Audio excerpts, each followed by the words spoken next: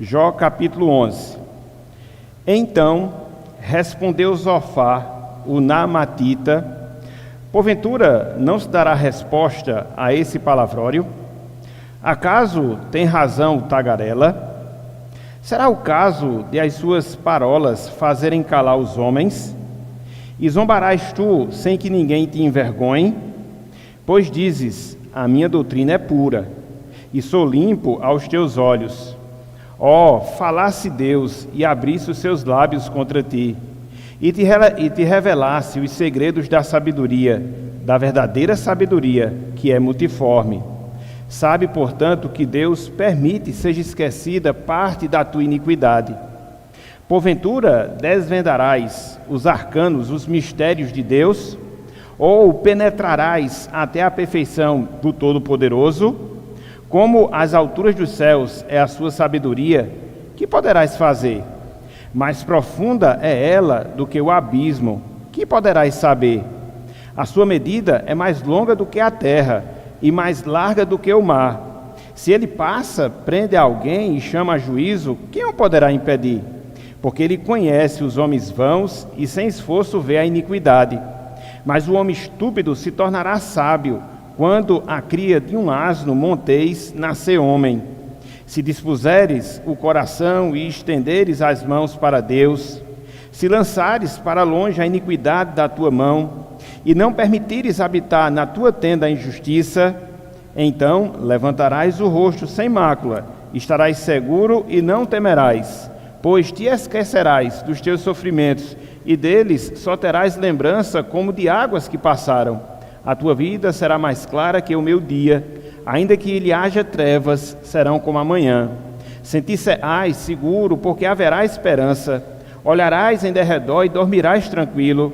Deitar-te-ás e ninguém te espantará, e muitos procurarão obter o teu favor, mas os olhos dos perversos desfalecerão, o seu refúgio perecerá, sua esperança será o render do Espírito.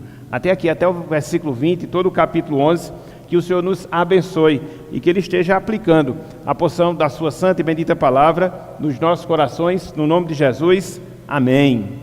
Meus irmãos, minhas irmãs, o uso correto da nossa língua, quando eu falo o uso correto da nossa língua, eu estou me referindo ao uso correto da nossa fala propriamente dito.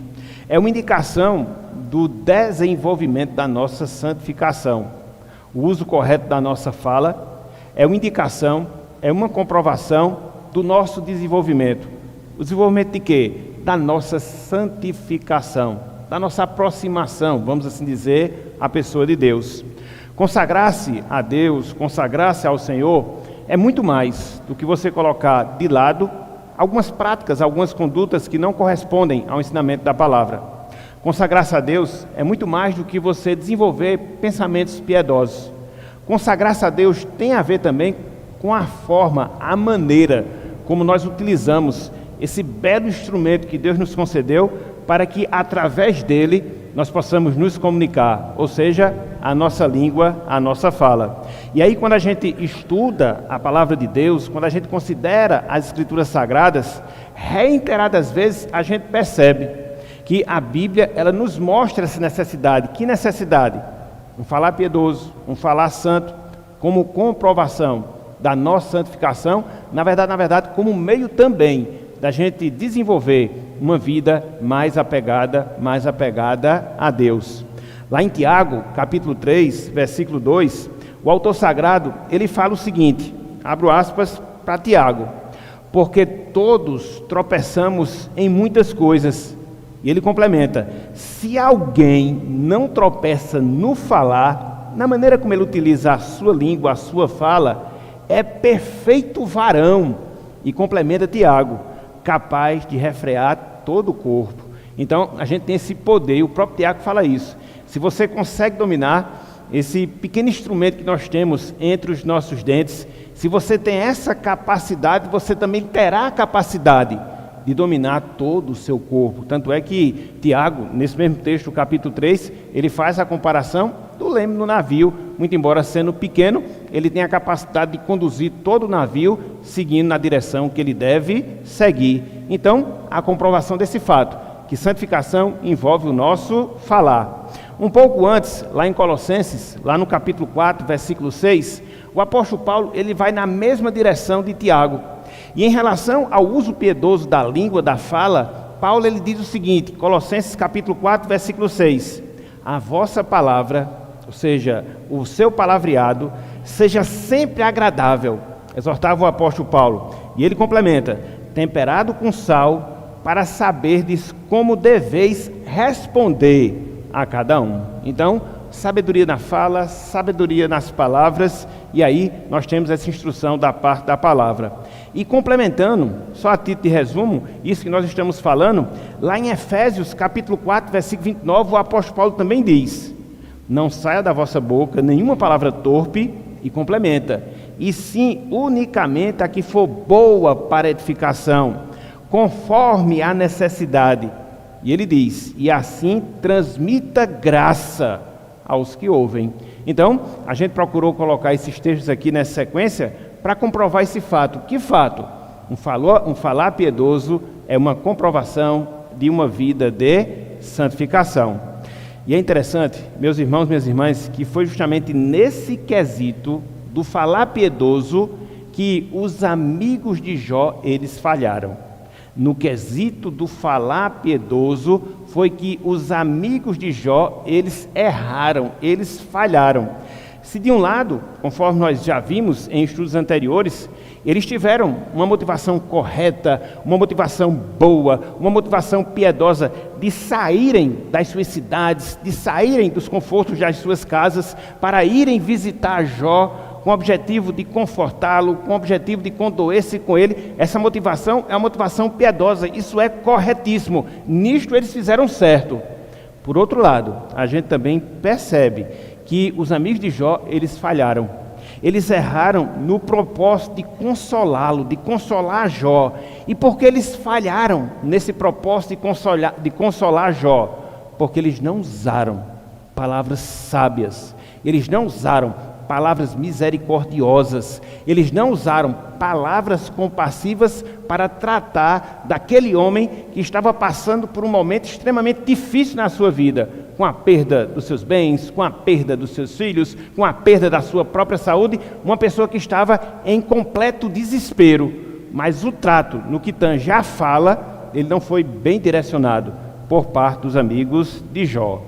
Hoje, na nossa aula, dando continuidade ao nosso estudo, a gente vai considerar as falas de Zofá, que era o terceiro amigo de Jó. Nós vamos considerar as falas de Zofá, que ele era o terceiro amigo de Jó. Se você puxar a sua mente, ou pela sua mente, você vai perceber. A gente já viu um primeiro amigo de Jó, cujo nome era Elifaz.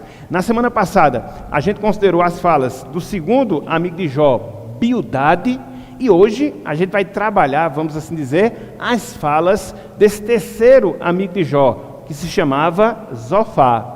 Infelizmente, e a gente vai ver isso ao longo do nosso estudo, Zofá, ele tomou o mesmo caminho que os seus amigos, os demais amigos de Jó, eles tomaram no trato do problema de Jó. Ele seguiu a mesma regra, ele seguiu no mesmo caminho. As suas palavras, as palavras de Zofá, elas não demonstraram piedade. As palavras de Zofá, elas não demonstraram amor. As palavras de Zofá, elas não demonstraram piedade. E a gente vai ver isso ao longo da nossa aula na manhã de hoje. Então, a sua iniciativa em tentar ajudar Jó não se harmonizou com as palavras que ele utilizou. É interessante que a gente observe essa contradição de Zofá, como a gente observa também nos demais amigos de Jó. Eles tiveram a intenção correta. Vamos ajudar o nosso amigo. Vamos confortá-lo. Porém, as palavras que eles utilizaram não se harmonizaram com esse objetivo. Desfizeram tudo, absolutamente tudo, absolutamente tudo. Então, a gente pode ver aqui em Zofá que ele era uma pessoa bem intencionada. Queria ajudar o seu amigo. Ele queria ajudar o seu amigo. Porém, ele acabou não utilizando palavras para alcançar esse objetivo, essa finalidade. Então, a gente vai ver, vamos assim dizer, essa contradição. Uma boa intenção, porém realizada de maneira errada, porque as palavras utilizadas não foram palavras adequadas. As palavras utilizadas não foram palavras adequadas. E qual é o tema da nossa aula na manhã de hoje? O tema é o seguinte: lidando com as injustiças. Lidando com as injustiças. Que na verdade esse é o teor que a gente observa aqui no capítulo 11 de Jó. Jó lidando com as injustiças, e que essas injustiças elas partiam daquela pessoa, ou de uma das pessoas que foi visitar Jó com o objetivo de consolá-lo. Então, basicamente, a gente vai trabalhar 3 pontos na nossa aula de hoje. No primeiro momento, a gente vai ver a acusação duríssima que Zofá ele faz contra Jó. Depois, a gente vai ver a exposição que Zofá faz acerca da sabedoria de Deus. E depois a gente vai ver a aplicação incorreta que Zofá fez do ensino que ele ministrou a Jó, que diz respeito à sabedoria do Senhor. Então, tudo isso vai comprovar aquilo que a gente acabou de falar. Ele era uma pessoa bem intencionada, porém a execução daquilo que ele intencionava acabou não saindo como deveria sair. Então, vamos trabalhar esses pontos, e aí depois a gente pode parar e escutar um pouco os irmãos, para a gente poder ter esse momento de feedback. Em primeiro lugar, vamos considerar as acusações. As acusações que Zofá faz a Jó. Se você puxar um pouco pela sua mente, você vai ver que cada um dos amigos de Jó, quando foram visitá-lo, quando foram conversar com ele, de certa forma eles fizeram ou tiveram algumas acusações, a Jó. Ele faz, Bildade, e a gente vai ver Zofá também indo nessa mesma direção. Então, quando você olha, sobretudo entre os versículos 1 até o versículo 3 do capítulo 11 de Jó, você vai ver as duras palavras que Zofá ele pronunciou a Jó. Acompanhe conosco, por favor. Jó, capítulo 11, versículos de 1 até o versículo de número 3. E não esqueça do contexto. Qual é o contexto? Jó está desolado. Perdeu seus filhos, os 10, de uma vez só. Jó perdeu todo o seu patrimônio. Jó perdeu a sua saúde. E há semanas, provavelmente há meses, ele se encontrava numa situação extremamente desesperada, desamparada. Então, olha só o que Zofá fala para uma pessoa numa situação como essa. Olha só o teor das palavras de Zofá. Zofá chega e diz: então respondeu Zofá, o Naamatita: porventura não se dará resposta a esse palavrório? Acaso tem razão tagarela, falando ele para Jó? Será o caso de tuas palavras, de tuas parolas, Jó, fazerem calar os homens? E zombarás tu sem que ninguém te envergonhe? O que é que a gente aprende a partir desses versos? A gente aprende que Zofá, ele é extremamente insensível com a condição de Jó. Zofá, ele é extremamente insensível com a condição de Jó. A gente vê através dessas palavras que Zofá ele não esconde a ira que ele estava sentindo, ele não esconde a sua irritação diante daquilo que Jó estava falando, porque em alguns momentos Jó fala para poder expressar aqui a sua dor. Zofá, ele chega a considerar as palavras de Jó, em meio a toda a dor que Jó estava vivenciando, como um palavreado inútil, palavras ao vento, palavras soltas ao ar, palavras sem utilidade, palavras sem finalidade. É por isso que ele usa a expressão palavrório, é por isso que ele chama Zó de tagarela. Olha aí o falador, fala e não diz nada naquilo que ele fala. A gente percebe, através desses versos, pelo menos esses 3 iniciais, que em nenhum momento, Zofá, ele se coloca na situação do seu amigo. Alguém que estava sofrendo, alguém que estava passando por uma situação adversa. Em nenhum momento Zofá, ele faz isso a Jó, colocar-se no lugar de Jó. A intenção de Zofá, diante da situação que ele está aqui, é debater com Jó, não é consolar Jó. Na verdade, a visão de Zofá é justamente essa: quem teria o melhor argumento, Jó ou ele? Ele não estava com o objetivo, ele não estava com a finalidade de consolar o seu amigo, mas sim de debater com o seu amigo. no finalzinho do versículo 3, na parte B do versículo 3, Zofá ele chega a falar: zombarás tu, dizendo ele para Jó, sem que ninguém te envergonhe. Então ele queria que uma pessoa ali assumisse o debate, contestasse Jó, falasse com Jó, colocasse os argumentos de Jó no chão. Mas o objetivo não é esse, Zofá. Não é para debater com quem está sofrendo, é para consolar quem está sofrendo. Então a gente percebe que a intenção inicial de consolar Jó, ela não é alcançada. E a forma como Zofá fala mostra justamente isso. É interessante porque quando você considera esse diálogo aqui de Zofá, você percebe dois pontos da sua fala, das suas palavras, que confirmam esse fato. Que fato? Zofá não procurou consolar, mas Zofá procurava debater com Jó. Quais são esses dois fatos que a gente vê aqui no texto? Quais são esses dois fatos que a gente vê aqui na palavra? Em primeiro lugar, Zofá, ele procura colocar palavras na boca de Jó que Jó não falou. Zofá, ele procura colocar palavras na boca de Jó que Jó não havia falado. Olha só o versículo 4, como ele tenta fazer isso. É como uma pessoa que está argumentando com a outra, né? Às vezes você não tem um argumento necessário e você fica dizendo coisas das pessoas para você poder vencê-la no argumento. Foi o que Zofá fez aqui. Mas o que ele fala em relação a Jó não era realidade, muito pelo contrário. Ele estava querendo pôr palavras na boca de Jó. Olha só o que Zofá lhe diz no versículo 4. Pois dizes, a minha doutrina é pura, ele dizendo de Jó, e sou limpo aos teus olhos. Se você olhar, em todos os momentos que Jó lamenta, em nenhum instante, Jó se coloca como uma pessoa pura. Jó se coloca como uma pessoa perfeita. Ele não fala isso.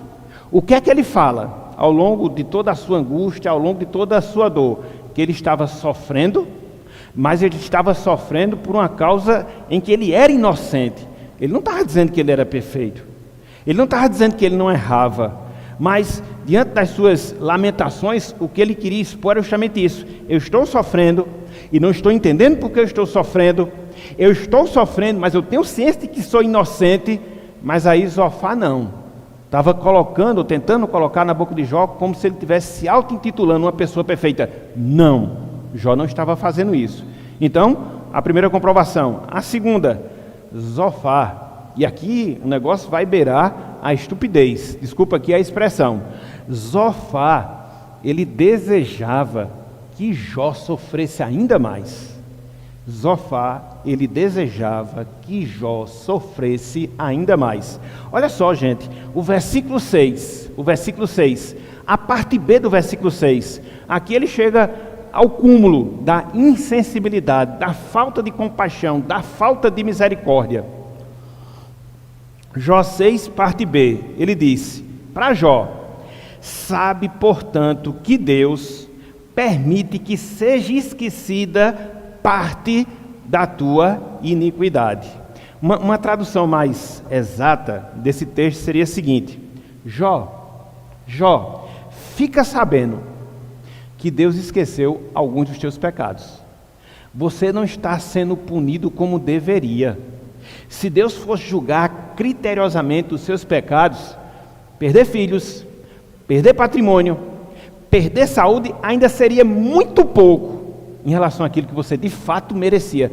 Irmãos e irmãs, você já pensou em alguém ir lhe visitar quando você está passando por uma situação adversa, como era essa situação aqui de Jó, e ao invés de a pessoa estar ali lhe consolando, ela está lhe acusando, e ela acha pouco em lhe acusar, ela chega a desejar que você sofresse ainda mais, que aquilo que você estava sofrendo era pouco. Aí é o fim da picada. Aí era o fim da picada, mas foi assim que Zofá, ele se comportou. E tudo isso aqui nos ensina um princípio, uma verdade, uma lição, vamos assim dizer. Ou seja, Zofá, ele desfaz todo o ensinamento bíblico do que seja compassivo ou compassividade.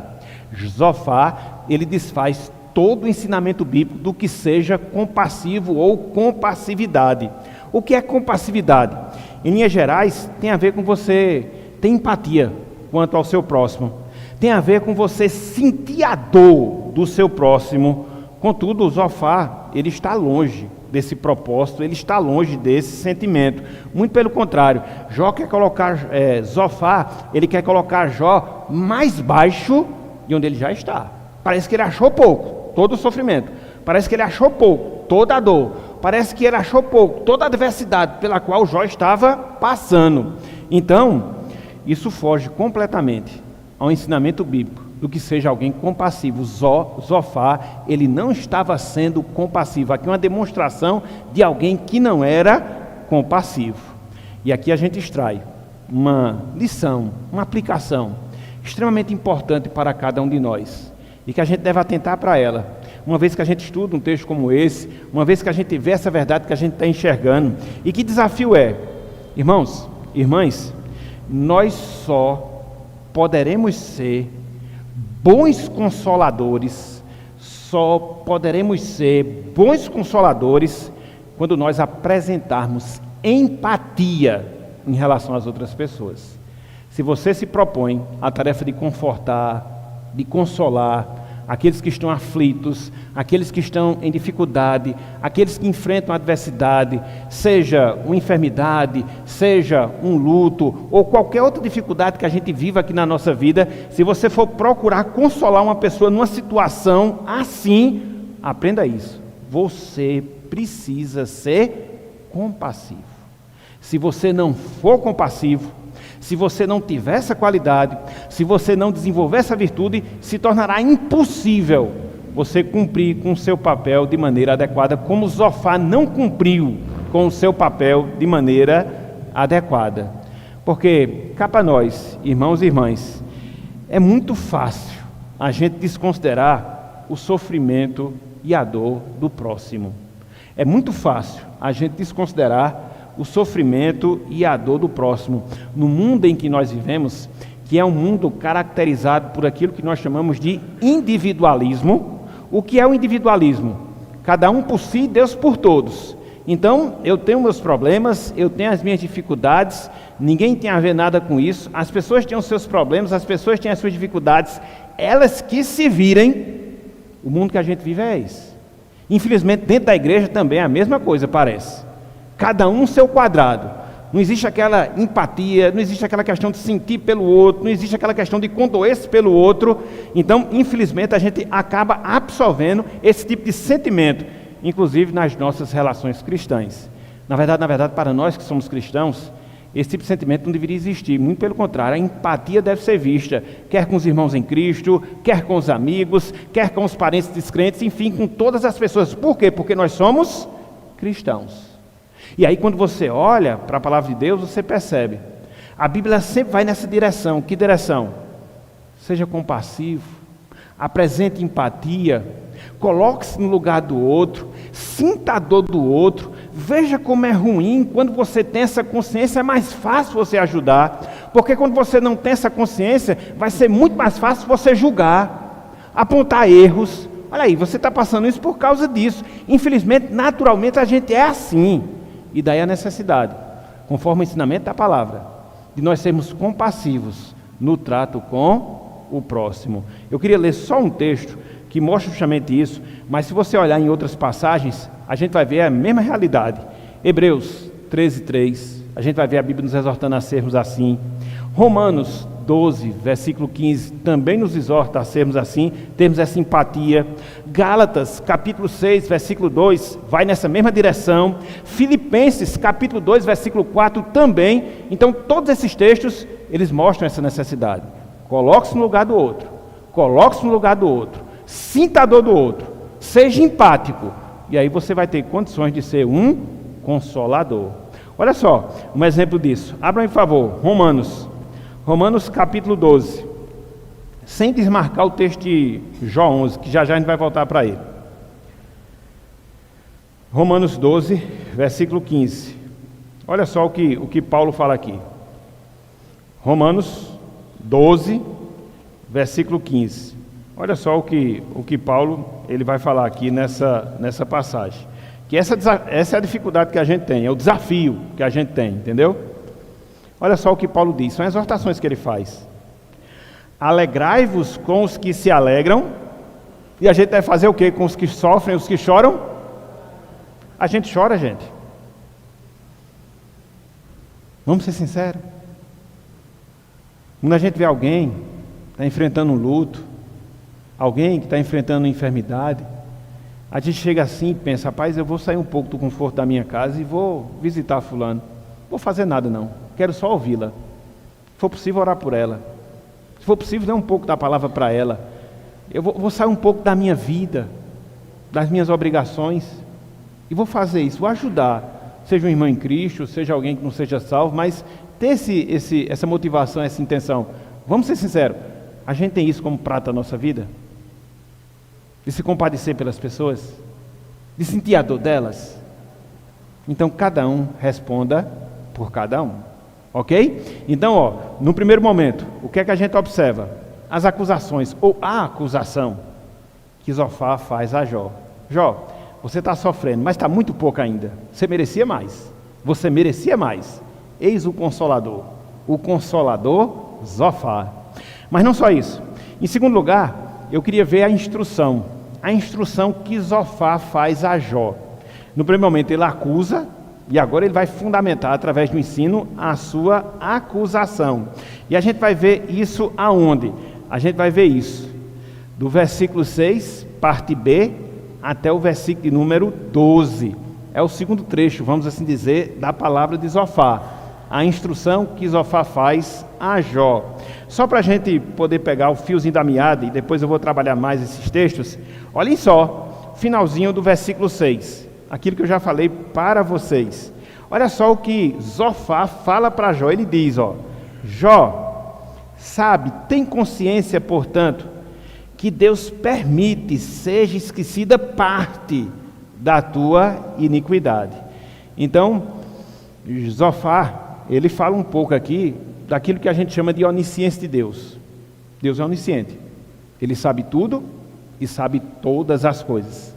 Então, Zofar, ele parte desse pressuposto que é verdadeiro, que Deus é onisciente, para acusar Jó. Foi que ele diz, Jó, Deus ele sabe todas as coisas. E você está sofrendo muito menos aquilo que você merece. Mais pecados você cometeu, mais iniquidade você praticou, que Deus não está levando em conta. Agora, ele sabe, Jó, ele sabe que você fez. Ele sabe que você mereceu. Então, é um conceito certo, aplicado de maneira errada. Então, para Zofar, Jó, ele estava sofrendo menos que deveria. Existiam pecados em sua vida que Deus não estava punindo Jó, pesando a sua mão, mas Deus sabia que Jó tinha pecado. Essa foi a acusação de Zofar.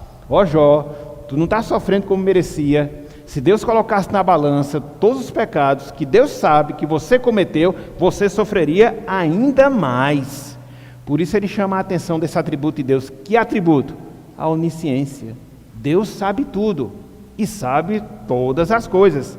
Então, nesse momento de instrução, Zofar, ele desafia Jó no seu conhecimento. Ele faz um desafio a Jó do conhecimento de Jó em relação a Deus. Olha só o que ele fala no versículo 7.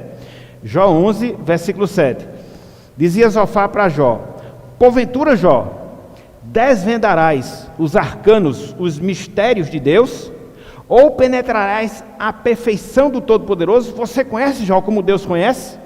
Você sabe as coisas, Jó, que Deus sabe? Você pode se colocar numa situação como essa? É o desafio que Zofar faz aqui. Depois, o que é que Zofar fala? Ele mostra as dimensões do conhecimento de Deus, desse conhecimento infinito de Deus. Quais são as dimensões?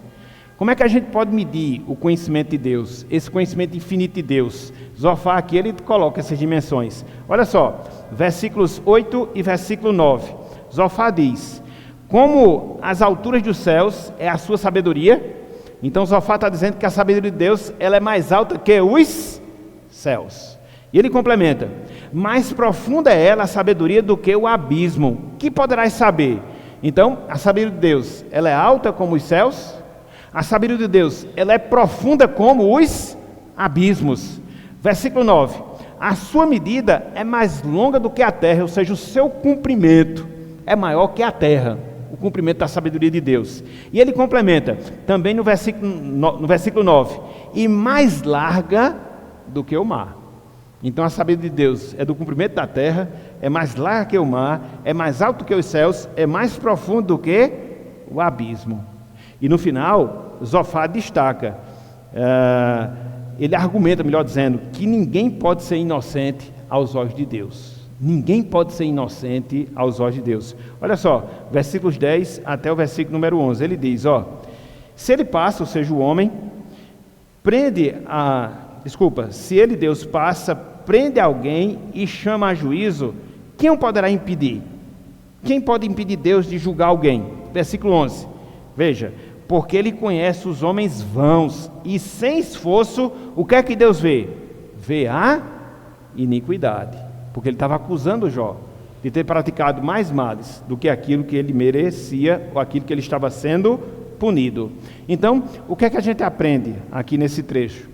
Zofar, ele tem um conceito certo acerca de Deus, mas ele faz uma aplicação errada desse conceito. Olha só coisa interessante, meus irmãos. Olha só coisa interessante, minhas irmãs. Deus é onisciente? É. O conhecimento dele é infinito? Sim. Mais alto que o céu, mais profundo do que o abismo, mais comprido do que a terra, mais largo que o mar. Mas esse conceito da onisciência de Deus, ele não se aplicava à situação de Jó. Jó não estava sofrendo menos que merecia, porque Deus sabia que ele tinha mais pecado, mas não estava punindo como tal, não. Então veja, é um conceito certo, porém, uma aplicação indevida. Zofar, ele sabe que Deus conhece os pecados mais íntimos das pessoas, porém Zofar, ele falha em acusar Jó de ter cometido pecados ocultos que faziam com que ele merecia ser punido ainda mais. Zofar, ele usou uma verdade bíblica, mas não aplicou essa verdade corretamente à vida de Jó.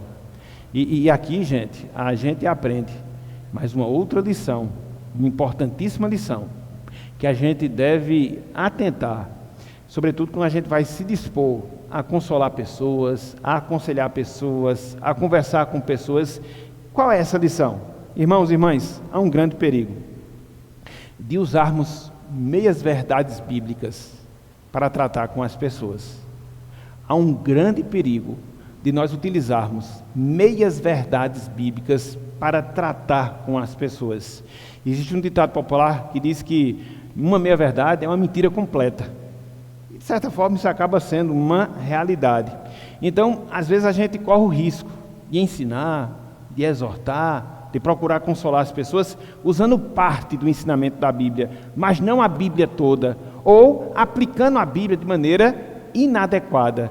E quando a gente se propõe a fazer isso, a gente acaba pecando, a gente acaba errando. Quer ver um exemplo? Muitas vezes você vai tratar corações feridos das pessoas que passaram por determinadas situações de traumas, de dificuldades, de problemas, às vezes sendo gerado por terceiros. Isso acontece. E aí quando você vai tratar esses problemas das pessoas, você desconsidera a necessidade básica, que nesses casos se exige de quê? A pessoa saber perdoar, a pessoa saber confessar os seus pecados. Você omite essas necessidades, então você vai fazer algo pela metade. E quando você faz algo pela metade, não usando tudo aquilo que a Bíblia exige, você acaba fazendo coisa errada. Então, é o que a gente aprende aqui em relação a Zofar. Não usemos as meias verdades da palavra, uma parte dela. Usemos a palavra completa para tratar o coração das pessoas, para instruir as pessoas, para consolar as pessoas. Então, não tem esse negócio de dizer, meia verdade é o bastante. Não, o bastante é a verdade completa. Esse foi o erro de Zofar. Ele tinha um conceito certo da verdade de Deus, porém aplicou esse conceito num caso errado. Jó não tinha cometido aqueles pecados. O próprio Deus havia dito que Jó era inocente. Tanto é que ele chega para Satanás e diz, vistes meu servo Jó, homem temente a Deus, que se desvia do mal. Então aquilo ali não cabia para Jó, ele sofria por causa de outra coisa. Mas aí Zofar acabou aplicando esse conceito de uma forma errada. Então veja, você tem a acusação de Zofar, veja, você tem a instrução de Zofar, e por fim, em terceiro lugar, você tem a exortação. A exortação que Zofar faz a Jó. A exortação que Zofar faz a Jó. Acompanhe comigo, versículos 13 até o versículo número 15. Jó 11, versículos 13 até o versículo número 15. Diz o seguinte: se dispuseres, está falando para Jó, o coração, e estenderes as mãos para Deus, se lançares para longe a iniquidade da tua mão, e não permitires habitar na tua tenda a injustiça, versículo 15, então levantarás o rosto sem mácula, e estarás seguro, e não temerás. Então, o que é que Zofar faz aqui? Ele aplica o ensinamento que ele estava ministrando em relação à onisciência de Deus. Porém, conforme nós vimos, a aplicação para Jó estava errada. Não cabia a Jó, não cabia na vida de Jó, porque não existiam pecados ocultos na vida de Jó que faziam com que ele merecesse ainda mais sofrimento. Não, estava equivocado. E aí, dentro desse equívoco, Zofar, ele chama Jó ao arrependimento. Zofar, ele chama Jó ao arrependimento. E há pelo menos aqui dois problemas nessa chamada que Zofar faz a Jó para que ele se arrependesse. O primeiro problema: Jó, ele não precisava se arrepender porque ele era inocente. Então Zofar chama Jó ao arrependimento, mas Jó não tinha pecado. Como é que ele ia se arrepender por algo que ele não fez? Como é que ele ia se arrepender por algo que ele não havia cometido? Ele estava sofrendo, sim, repito, por outras razões, não era por causa do pecado dele. Então é o primeiro problema dessa chamada ao arrependimento que Zofar ele faz a Jó. O arrependimento ele é necessário quando existe pecado. Se você não peca, não tem necessidade de se arrepender. Se você não peca, não tem necessidade de confessar o seu pecado. Então, por que Zofar chamou Jó ao arrependimento, se não havia essa situação na vida dele? Ele não estava nessa condição. Então, é um problema grande na palavra de Zofar. O segundo problema: Zofar, ele faz promessas a Jó que nem sempre são reais. Zofar, ele faz promessas a Jó que nem sempre são reais. Olha só, versículos 17, 18 e 19. Versículos 17, 18 e 19. Olha só o que Zofar ele diz para Jó, promete para Jó. Promete. Ele diz, a tua vida será mais clara que o meu dia. Ainda que lhe haja trevas, serão como amanhã. Sentir-se-ás seguro, porque haverá esperança. Olharás em derredor e dormirás, tranquilo. Verso 19, deitar-te-ás e ninguém te espantará, e muitos procurarão obter o teu favor. Na mente de Zofar, uma pessoa que se arrepende, ela vive uma vida próspera. Ela vive uma vida sem dificuldades. Ela vive uma vida sem adversidades. Então, a gente percebe que nem sempre é assim, gente. Nem sempre é assim. Na verdade, o que Zofar faz aqui, o que ele promete a Jó aqui é interessante porque vai de encontro àquilo que o próprio Satanás acusou Jó. Quando a gente vê lá em Jó, capítulo 1, versículos 9 a 11, Satanás conversando com Deus e diz: Jó só te serve, Senhor, porque tu dás as coisas para ele. Faz prosperar a obra das suas mãos, faz com que ele seja rico, faz com que ele seja próspero, ele só te serve por causa disso. E a gente vê o que não é por causa disso. Jó perdeu tudo e continuou servindo a Deus. Mas o que Zofar faz é dar essas promessas vazias. E por que eu chamo promessas vazias? Gente, o fato de a gente se arrepender dos nossos pecados, da gente tomar consciência das nossas transgressões, da gente se voltar para Deus, não significa dizer que a gente vai viver uma vida sem problema. Não. O Senhor Jesus Cristo, lá em João 16, 33, para os seus discípulos, para as pessoas que se arrependem dos seus pecados, Cristo disse: no mundo tereis aflição. O apóstolo Paulo, lá em 2 Timóteo, capítulo 3, versículo 12, ele diz: aqueles que querem viver piedosamente em Cristo Jesus, padeirão perseguição. Então, não existe isso. Eu me arrependo dos meus pecados e vivo uma vida feliz. Eu me arrependo dos meus pecados e vivo uma vida próspera. Nem sempre é assim. Às vezes você sofre, às vezes você é penalizado, às vezes você padece por determinadas situações. Então, são promessas vazias, essas que Zofar ele está fazendo aqui a Jó, dentro de um caso que nem se aplicava, porque Jó não havia pecado contra o Senhor. Isso aqui nos ensina uma outra lição, extremamente importante. E que lição é?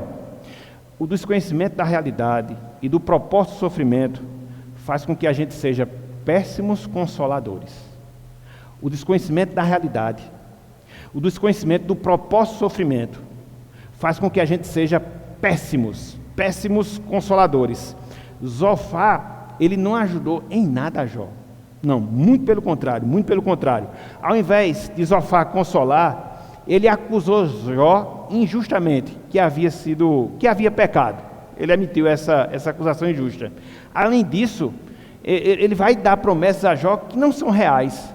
Ou seja, o fato de a gente se arrepender não significa dizer que a gente vai viver uma vida próspera. Não. Então, ele falhou completamente naquilo que ele se propôs a fazer, de consolar.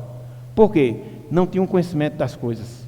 No caso aqui específico, não tinha um conhecimento do propósito do sofrimento na vida do servo de Deus, não tinha um conhecimento da realidade do sofrimento na vida do servo de Deus. Então ele estava destituído dessas informações e foi tentar fazer algo para consolar alguém que estava sofrendo. As coisas não batem. Ele não estava preparado para isso. E a gente justamente aprende essa lição aqui.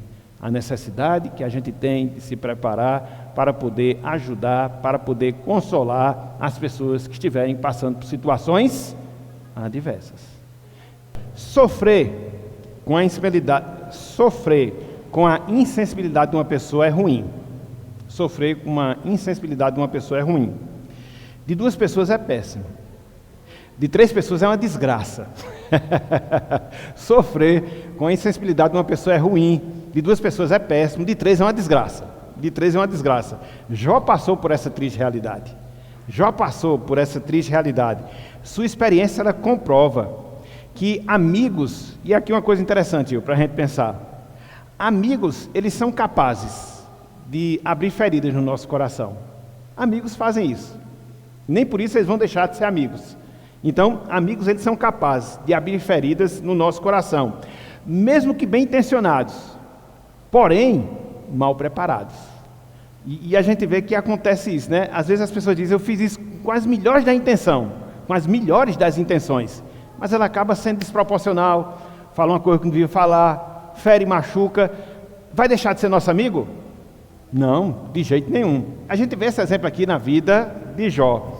Então, tudo isso que Jó passa, um amigo vai consolar, piora, outro amigo vai, piora, outro vem e piora mais ainda, aponta para a necessidade que a gente tem de outro amigo, outro aqui com O maiúsculo, A aqui com A maiúsculo, outro amigo, alguém que é sábio, conselheiro, que entende na prática o que é empatia, entende na prática o que é se solidarizar com o sofrimento de uma pessoa, porque ela tem ciência, não porque ela é imperfeita, mas ela tem ciência das nossas imperfeições. Quem é esse outro amigo que a gente precisa? Jesus Cristo. Então, esses 3 amigos de Jó apontam para essa necessidade. A necessidade que a gente tem de um outro amigo, perfeito, sábio conselheiro, que se compadece de nós, que senta a nossa fraqueza. Isso indica essa necessidade que a gente tem. Então, diante das nossas angústias, diante das nossas tristezas, diante das nossas dificuldades, a gente deve se lembrar de uma coisa. Esse bom amigo, ele nunca vai falhar conosco. Esse bom amigo que é Jesus Cristo, ele nunca vai falhar conosco. Ele sempre está disposto a nos consolar, ele sempre está disposto a nos confortar, ele sempre está disposto a nos aconselhar, e ele vai fazer da melhor forma possível, de uma forma perfeita. Ele vai, com toda certeza. Por isso, irmãos e irmãs, diante da nossa dor, diante do nosso sofrimento, recorra a esse amigo, para que ele possa confortar o seu coração, para que ele possa sarar as feridas da sua alma, para que ele possa lhe orientar no caminho certo, e mesmo diante da dor, você possa se conduzir conforme a vontade de Deus. Então, irmãos e irmãs, que Deus nos abençoe, aplique a sua palavra no nosso coração, e nos dê a visão desse bom amigo que nós temos. Repito, recorramos a Ele, sempre, nos nossos momentos de angústia, nos nossos momentos de dor, nos nossos momentos de adversidade, porque tenhamos certeza, quando a gente recorre a Ele, a gente nunca jamais vamos ser decepcionados. Não, jamais a gente vai ser decepcionado. Então, que a gente possa fazer isso, repito, nas nossas lutas, que a gente possa fazer isso, repito, nas nossas dores, porque nós temos, graças a Deus, esse bom amigo que é Jesus Cristo, o nosso Salvador. Então, que Deus nos abençoe e que Ele aplique a sua santa palavra nos nossos corações. No nome de Jesus Cristo, amém.